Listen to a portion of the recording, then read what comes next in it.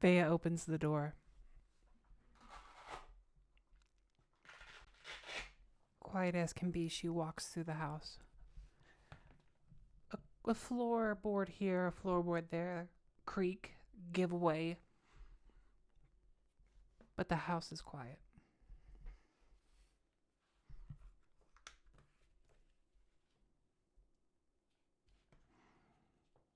Her room is small, a bit bigger than a servant's quarters. About a third the size of the master. She puts her book underneath her pillow.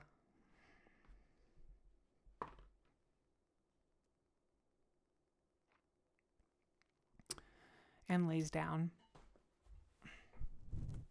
The house is very quiet. There's usually... So... There's a creaking going on in my house. 1 second.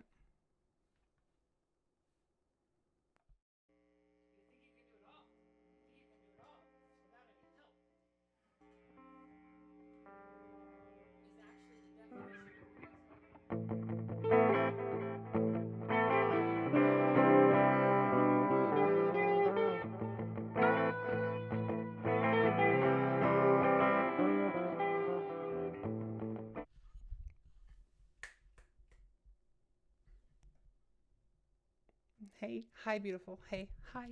Hey, how are you? Hi. That was my cat trying to get into the closet. I apologize. I got an 18. She successfully went to bed and just fell asleep. Not many nightmares. One nightmare, but not many. This nightmare, she had had a few different times. She's running. Almost through quicksand, but she's not sinking. Everything is slow. Her breathing slow. The noises around her slow. The thunder in the distance slow.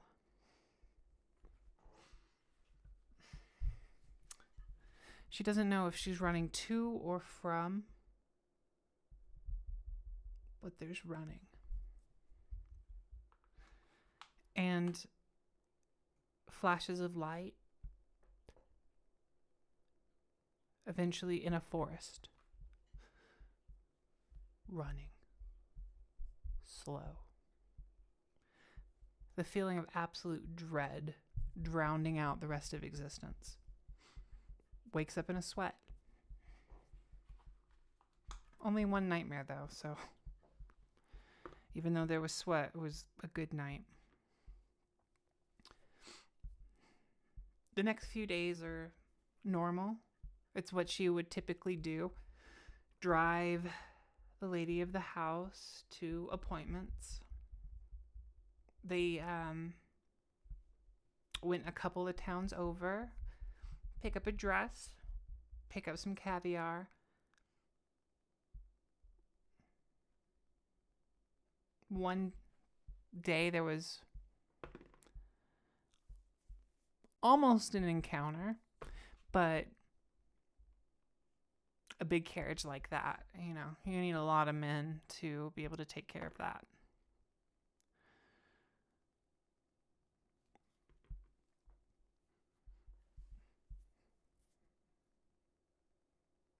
Her days are occupied by serving meals, helping to bathe, helping to dress, driving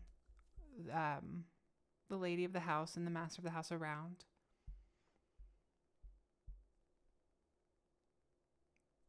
Occasionally, as we saw before, she gets a night free, not always told to leave the house, not always allowed to leave the house. But sometimes no one's around, and a girl finds herself walking alone on the streets at night. She looks up at the sky. No clouds, but no stars. It must be winter. She keeps walking. you see, what you don't know, or some of you know, is that the idea of walking is used in films as if we are progressing a story while we're doing absolutely nothing. I should have written stuff down. I shouldn't have just winged it. Ooh! Ooh! Ooh! Okay.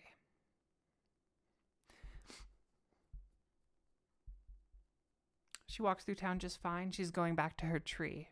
She goes there as often as she can. There's always an apple to eat. Always a story to write. Always a sunset to see. And this time, oh my. Is that a maiden? No, that's just a boy with long hair. That's fine.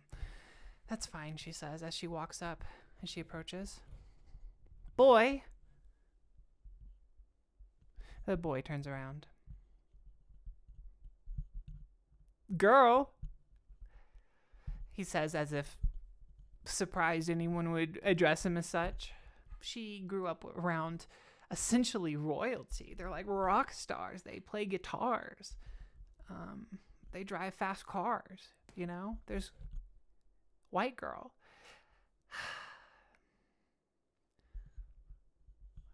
You're by my tree. Your tree. That's an interesting concept. To own nature. Are you a lord?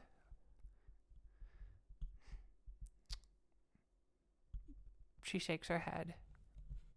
Well, then own a tree? She kind of huffs.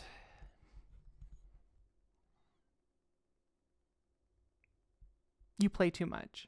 You are playing too much, young sir. This is where I come to be alone to write. You come here often? When I can. Well, I come here too every fortnight. Would you say you've been here for 4 fortnights? She pauses. And then huffs again. Kind of just like holds her book in her hand. Paper is actually... I don't know if we should get into this, but paper is actually ridiculous. The fact that she just carries a book. Like, who do you see carrying books around? Wizards? She's a... Newsflash. Spoiler. She's not a wizard. I think even for nobility, it's weird to have just, you're carrying a book around. Like books, if you collect them, are in a library. Maybe a journal might be like a scroll you have wrapped up. Maybe, what is papyrus? Maybe it's like some plant material woven together. You write on it. It's cheap. This is a book. This is leather bound. This has her initials on it. VA. It's like this, and then a little bit like this with a cross through the middle. VA. Vaya Ater. So she holds this book tight. This is everything. It's half full. There's still a lot of fresh pages in there.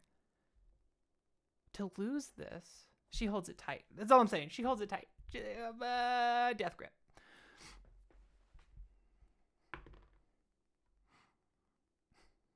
The boy laughs, kind of walks around her. Not too close, but obviously, he's like, this is someone new.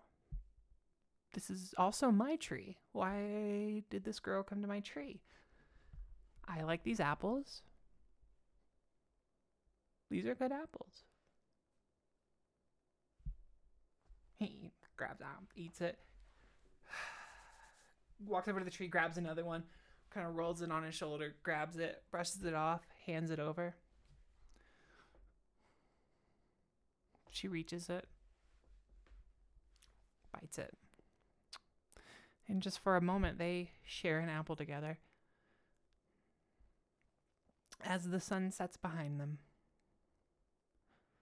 The boy, without saying really anything at all, begins to walk back towards town.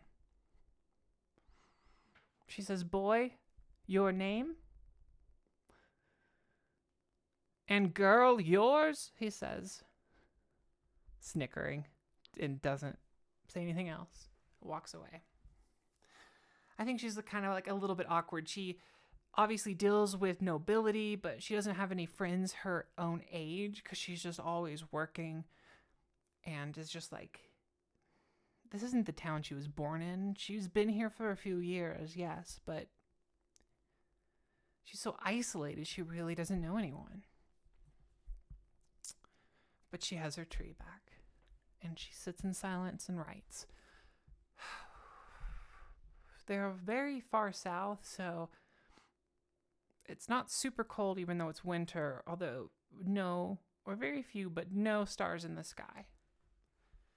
She begins to write. She begins to world build.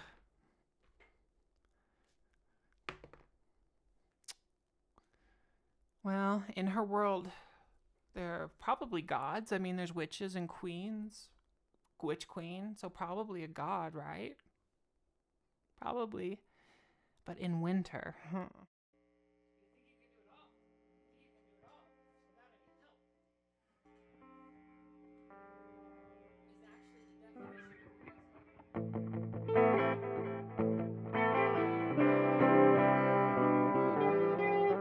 she always found it weird that there was no winter gods. God of a harvest. Gods that you can see all other times of year. Gods for various activities, but is there no snow god? There's a god of darkness, but no stars in the winter sky. Her imagination just begins to run at least 4, 5, 6 kilometers per hour. Like pretty, getting up there for a run, That's pretty slow, isn't it? Whatever. Her brain's going fast right now. She's just thinking, oh, winter gods. What? Such a fascinating idea. They obviously don't exist and would never exist. But if they did exist, non-canon, this is not canon. If they did exist, what would they be like? Winter isn't... She's writing right now in her book. Winter isn't evil. Winter isn't death. Winter is part of a cycle.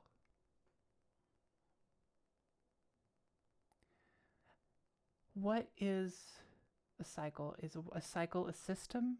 What is a system? She's 12 years old. These thoughts, are they over her head? Are gods just a part of a system? What is a god? What is a winter god? There's a gleam far out in space, right? We understand how time works, right? So if there's a glimmer, that means, what does that mean? That means some time ago, millions and billions of years ago, something happened way out there. Supernova. A star going supernova? Is that what it's called? Something blew up way out in the distance. Maybe that star was never there. Maybe it was always there and it was just too faint to see. Because for all of human existence, it's been dying and it's been faint. And that little flash that she saw was the last little glimmer.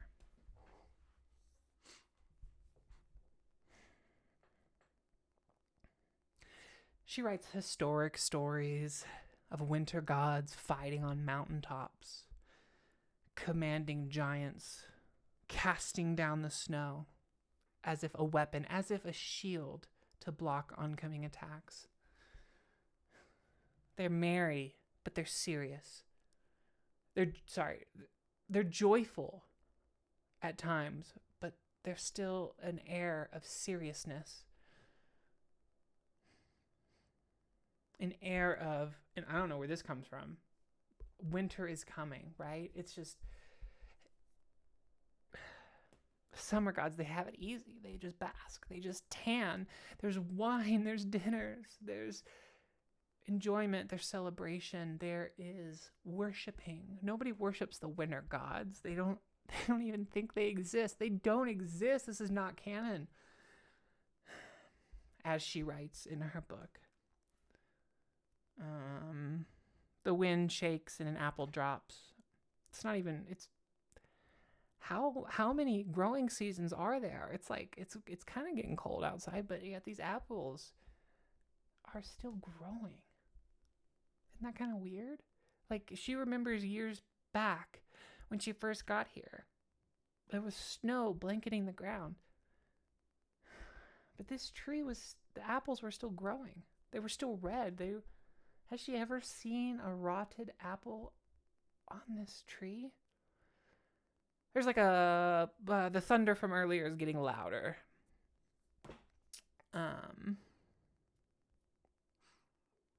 No, wait, there was no thunder. That was 2 days ago. Okay. A little bit off in the distance, a tree actually crashes down. Why do trees crash? I don't know. Maybe a bear is rubbing its butt on it and it's a dead tree and it crashed. But there's a very loud booming. She assumes it's a tree. Snaps her back to reality. She turns the page and begins to write more about this witch queen and the Elven War. There is the war's not over when she's adopted by the queen. And so she begins to train. She trains in the way of the Magi. She trains in the way of the sword, the way of the water, the way of the sky, and the way of the ground.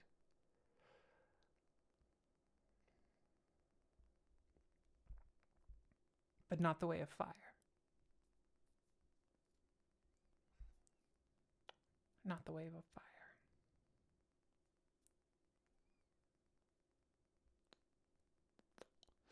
The war is going fine.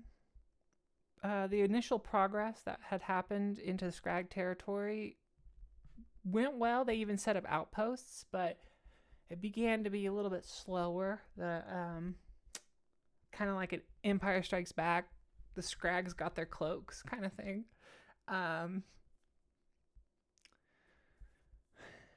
And there's just an era of training, of excitement, of new things being fresh.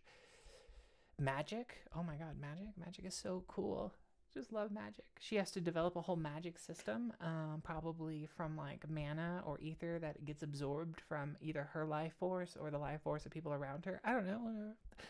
Whatever. Not canon. Important that you know that in your heart, that none of this matters. And I'm just talking.